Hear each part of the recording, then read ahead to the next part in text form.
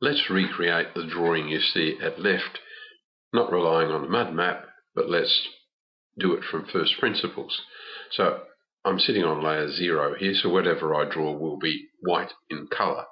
So let's draw the boundary between the site and the street first. So draw a line, and we'll start out here. You've been out on site and you've measured it, so we just swing the mouse until we see the beige indicator showing, and you've measured that as 56.2. 56.2. We simply type that in, and then it's assuming you're going to continue on, and we just want a single line. So there's our single line. Now, your driveway is 0.6 of a foot in from the boundary according to the measures that I have here. So we'll right click and repeat a line. We'll jump to the end of that line. It jumps automatically there, but if it didn't, you'd go to OSnap and make sure the end was turned on. So we're going to jump there. This can be an arbitrary line, but it does need to be vertically down, so we make sure we get the beige indicator. So there it is. What we want to do is to have the edge of the driveway 0.6 of a foot in from the boundary line. So we can select that line, right click and copy it, and go to OSnap mid. And we can latch onto the midpoint, just head off to the right, make sure the indicator is showing, because that means that the line will be perfectly parallel, and type 0.6 of a foot, and right click to finish. So now we have our line in. We can leave the boundary line in, I don't think it matters too much. Now, your next line for the boundary is 16.8 feet. Your driveway is 16.8 feet wide. So we can select that line again, right click and copy it. Midpoint's still on, so we can just move to the side again, making sure that this is going to be orthogonal to that first line, and that's 16.8 of a foot. And there's our driveway in. Now what we want to do is to draw these edges of the garden bed area, and we can start down here latching on there. The first one's 16.1, then it's 5 feet, and so on. So let's do that. So we say okay, we'll start with an arbitrary point there. I might change my drawing color to red so that you can see what I'm doing, and here's red.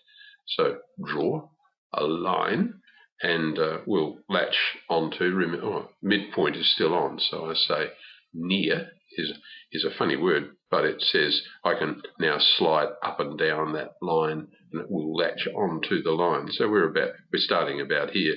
You could do that accurately if you triangulated or measured from the house corner or whatever, but we're going to go up in this direction now, along that line. 16.1. By the way, on the website I've given you a table converting 16.25 is 16 foot and a quarter of an inch. 16.1 is going to be some fraction of 3/16 or so on. So we just type 16.1, so that line's on. Now we're going to go at a 45-degree angle at 5. So it's 5.0, 5 feet.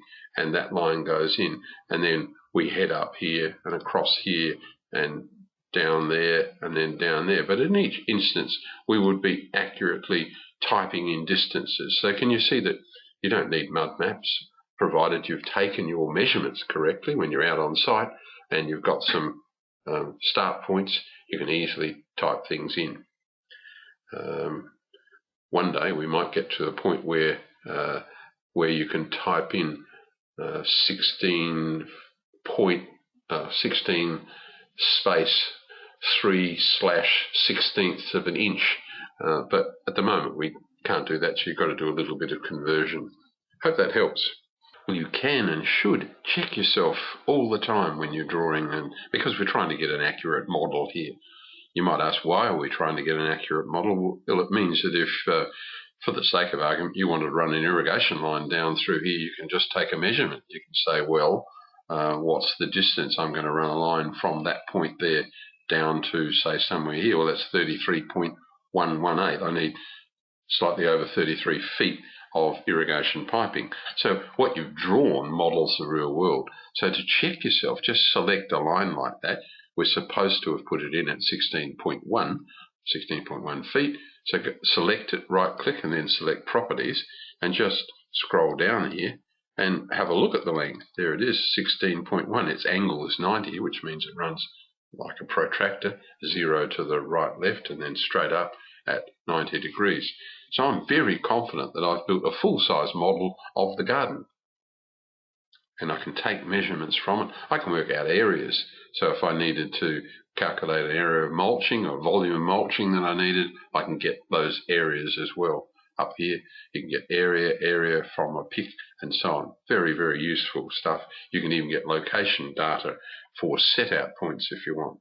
So your drawings are really useful resource.